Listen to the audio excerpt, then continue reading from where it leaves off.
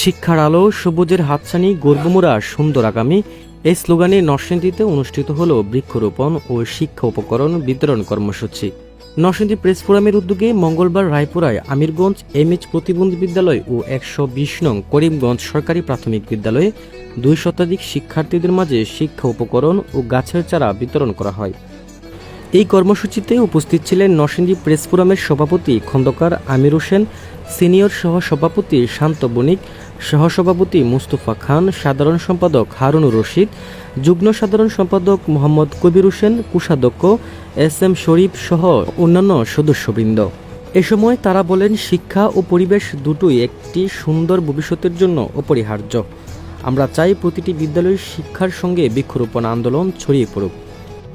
অন্যদিকে শিক্ষার্থী, শিক্ষক ও অভিভাবক স্বতঃস্ফূর্ত অংশগ্রহণ হয়ে ওঠে এক আনন্দঘন পরিবেশ।